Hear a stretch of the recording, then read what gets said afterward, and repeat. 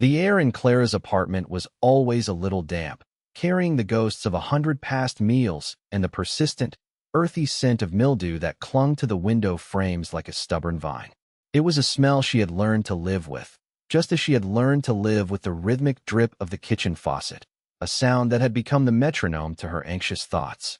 The floorboards groaned under her worn slippers, a symphony of complaint that echoed the weariness in her own bones. She worked 2 jobs, one cleaning offices in the dead of night, and another slinging hash at a greasy spoon diner. And still, every dollar felt like a slippery fish she could never quite hold on to. Her son, Leo, was the sun in this perpetually gray world. At 7 years old, he possessed a brightness that defied their circumstances. He sat now at their small, wobbly kitchen table, a crayon clutched in his fist, his tongue sticking out in concentration as he drew. On the page, a series of magnificent, roaring motorcycles thundered across a landscape of impossible green hills. For Leo, the world outside their window, with its cracked pavement and overflowing bins, did not exist. His world was one of power, freedom, and the deep, rumbling promise of an engine. Clara watched him, a familiar ache blooming in her chest. It was a mixture of fierce love and a suffocating guilt. He deserved more than this. He deserved walls that were not stained with watermarks and a landlord who did not look at them as if they were vermin he was forced to tolerate. He deserved a life where his biggest worry was the color of his next drawing, not the hushed, strained phone calls his mother made to the utility companies. The quiet dignity she carried was her armor. She never complained, never let the exhaustion show on her face when Leo was watching. She plastered on a smile that sometimes felt as brittle as dried leaves and told him stories of a future where they would have a small house with a yard, maybe even a dog. It was a dream she polished every night, a talisman against the encroaching despair. Her struggle was a silent, grinding thing. It was the anxiety that coiled in her stomach every time she heard footsteps in the hallway, wondering if it was Mr. Sterling, their landlord, coming to complain about some imagined infraction. It was the shame of having to choose between buying Leo new shoes or paying the electric bill on time. It was the profound loneliness of being a single mother in a city that felt designed to chew people like her up and spit them out. Yet, in the face of it all, she endured. She packed Leo's lunch with painstaking care, tucking a little hand-drawn heart inside each day. She read to him every night, their voices weaving stories that temporarily painted over the cracks in the plaster. Her resilience was a quiet fire, burning low but steady, fueled by the unwavering love for her child. She was invisible to most, just another tired face in the crowd, a woman whose desperation was a carefully guarded secret. The rumble started as a distant tremor, a vibration felt more in the chest than heard with the ears. It grew steadily, a gathering storm of synchronized combustion that made the cheap glass in their window pane hum. Leo's head snapped up, his eyes wide. He scrambled from his chair and pressed his face to the glass, fogging it with his excited breath. "Mom, look," he whispered, his voice filled with a reverence usually reserved for superheroes. Across the street, a line of motorcycles had pulled up to the curb. They were heavy, powerful machines of chrome and black leather, gleaming under the weak afternoon sun. The men who rode them were just as imposing. They wore cut-off leather vests, their arms covered in intricate tattoos that snaked over weathered skin and corded muscle.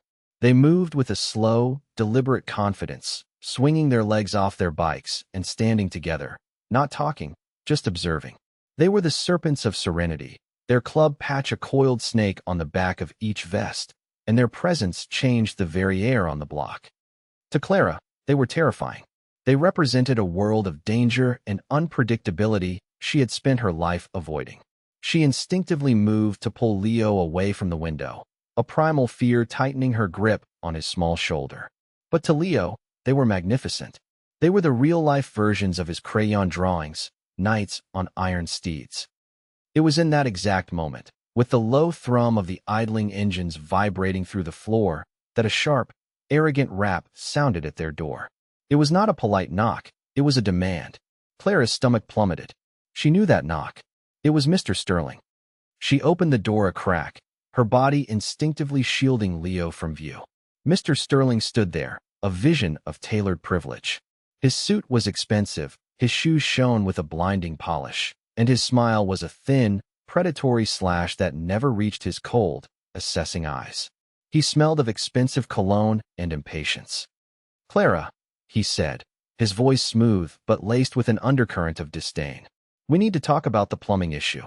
He did not wait for an invitation, simply pushing the door open wider and stepping inside. His gaze swept over their meager apartment, a look of profound distaste twisting his features.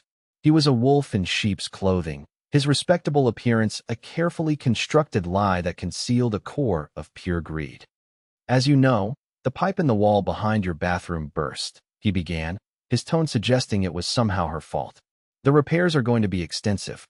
I'm afraid I'll have to levy a special maintenance assessment." Clara's heart hammered against her ribs. What? But the building codes say that's your responsibility." "The pipe was old," the plumber said. Mr. Sterling waved a dismissive hand, cutting her off. "The plumber is an idiot. The bylaws of your lease, which you signed, contain a clause allowing for emergency assessments. I'll need $500 by the end of the week." The amount was a punch to the gut. It might as well have been $5 million. I don't have that," she stammered, the words tasting like ash. "I can't. Not by the end of the week." The landlord's manufactured smile vanished. "That is not my problem," he said, his voice dropping to a cold, flat tone. "You find a way to pay it, or I will find another tenant who can. Perhaps one who doesn't have complications." He glanced pointedly at Leo, who was peeking out from behind Clara's legs, his eyes wide with fear. The cruelty of the act was breathtaking. He was using her son as a weapon against her. Humiliation washed over Clara, hot and suffocating. Tears welled in her eyes, blurring the image of the smug, cruel man standing in her home. She felt her armor of dignity cracking, shattering under the weight of his contempt. "Please," she whispered, her voice breaking. "Don't do this. We have nowhere to go."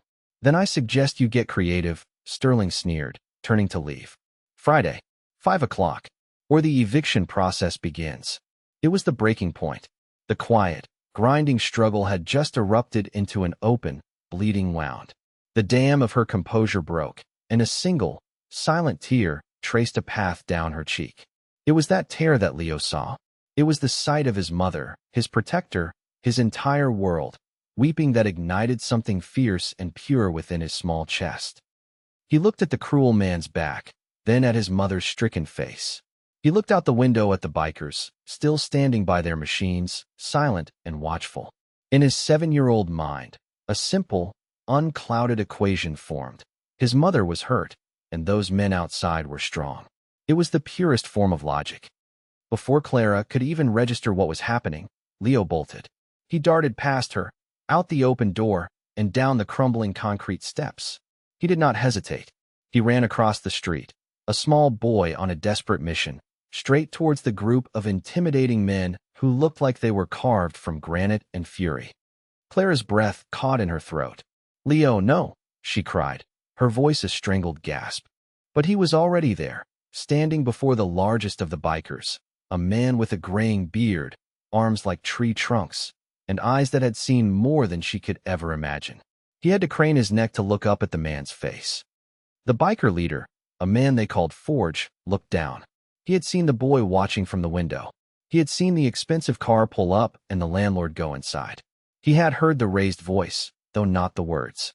Now, this small child stood before him, chest heaving, his face a mask of desperate determination. "Please," Leo said, his voice small but clear. "You have to help. The mean man is making my mommy cry. He's a monster." Forge did not smile. He did not move. He simply held the boy's gaze.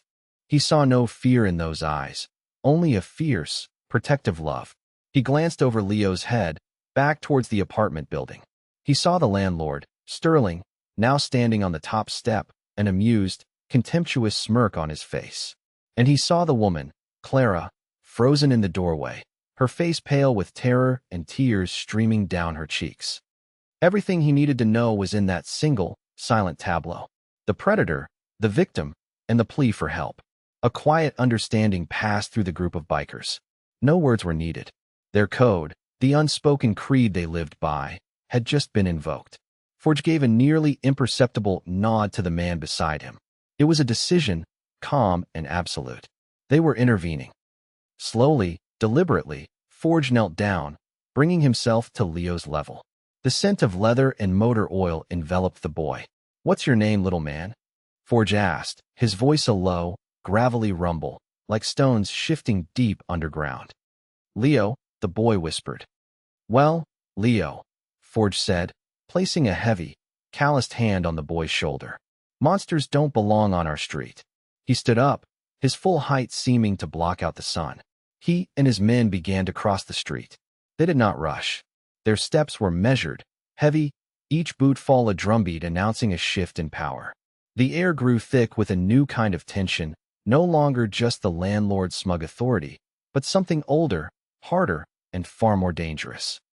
Mr. Sterling watched them approach, his smirk faltering slightly, replaced by a flicker of annoyance.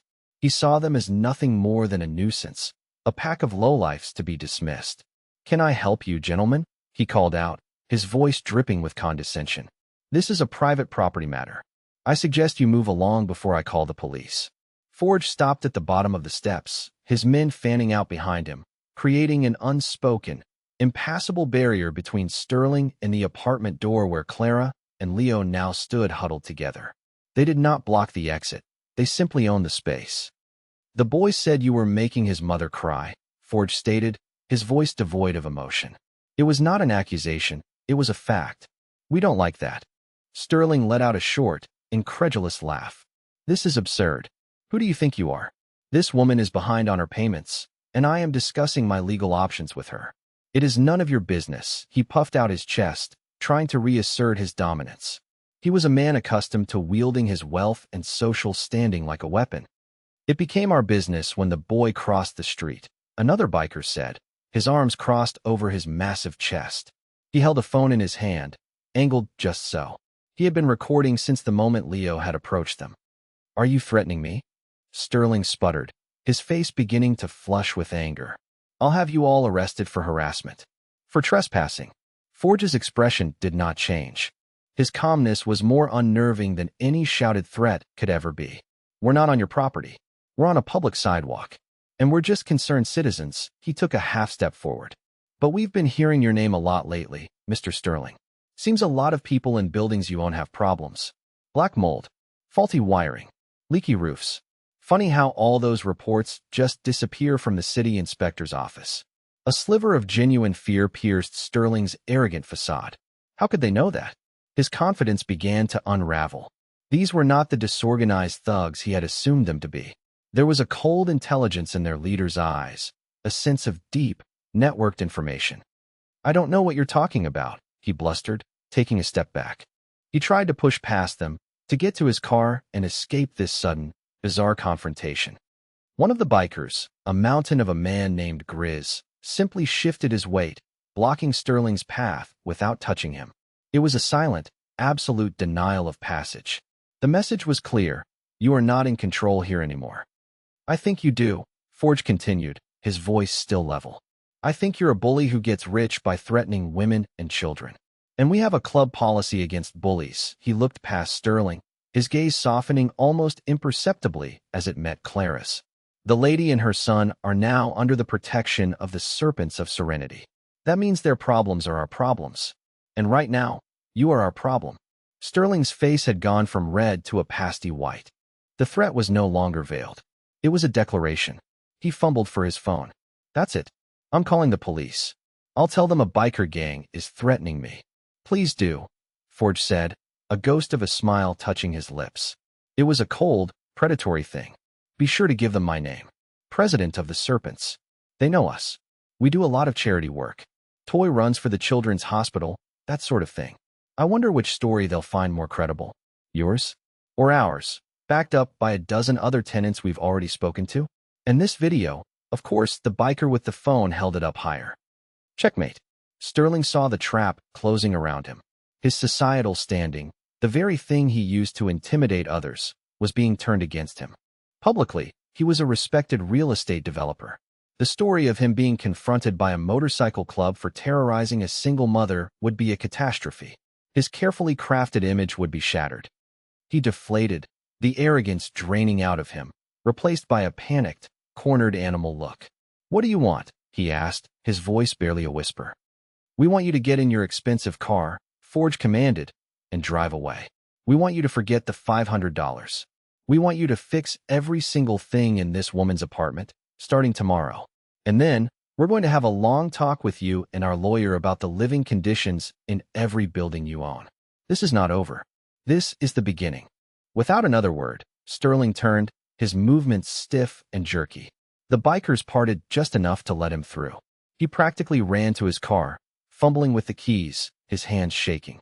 He sped away, the squeal of his tires the only sound in the suddenly quiet street. The bikers did not celebrate. They simply turned as one to face Clara and Leo. Forge walked up the steps, his presence filling the doorway. Clara flinched, still overwhelmed, but he stopped a respectful distance away. He looked at Leo, who was clinging to his mother's leg, and then at Clara. "Ma'am," he said, his voice now gentle. "My name is Forge. We're not going to let him bother you again." The dam of Clara's fear finally broke, and she began to sob, not from terror this time, but from a profound, earth-shattering relief. It was the first time in years she felt like she was not completely alone. True to their word, the serpents did not simply disappear. The next morning, two bikers arrived with a contractor who was a friend of the club. They spent the entire day fixing the plumbing, patching the drywall, and even replacing the mold-infested window frames. They worked quietly and efficiently, refusing any payment. But their intervention went far deeper. Forge connected Clara with a woman named Maria, a sharp, no-nonsense lawyer who rode with a sister club and specialized in tenant rights. Maria listened to Clara's story with a growing fire in her eyes. "He's a predator," she said, her voice firm. "And we're going to stop him." With the bikers' help, Maria and her team began to organize the other tenants from Sterling's various properties. The serpents provided a sense of security, their presence at tenant meetings ensuring no one felt intimidated. People who had been too afraid to speak up for years suddenly found their voices. Stories poured out of illegal evictions, ignored repair requests, and systematic harassment. The evidence they gathered was a mountain of corruption. The bikers, using their own vast network, uncovered the web of shell corporations Sterling used to hide his slumlord empire. They found whistleblowers within the city planning department who had been bribed to lose violation reports. The small act of cruelty against Clara had pulled the thread that was now unraveling Sterling's entire criminal enterprise. The local news got wind of the story. A reporter, intrigued by the tip about biker angels, ran a feature piece. The headline was sensational. "Serpents of Serenity. Local motorcycle club declares war on slumlord kingpin." The story went viral. Sterling's carefully curated public image was incinerated in a storm of public outrage. His photograph was everywhere, his face synonymous with greed and exploitation. Faced with overwhelming evidence and crippling public pressure, the city was forced to act. Sterling was hit with a barrage of lawsuits from his tenants, massive fines for code violations, and eventually, criminal charges for fraud and racketeering. His facade was not just shattered, it was pulverized. In court, Clara stood tall and gave her testimony. Her voice did not tremble. She looked directly at the man who had tried to break her and spoke her truth. Her experience was validated, not just by the court, but by the entire community that now rallied behind her and the other tenants. She was no longer a victim. She was a symbol of resilience. The serpents saw to it that Clara and Leo would never have to live in a place like that again. They found her a small, clean apartment in a safe neighborhood with good schools.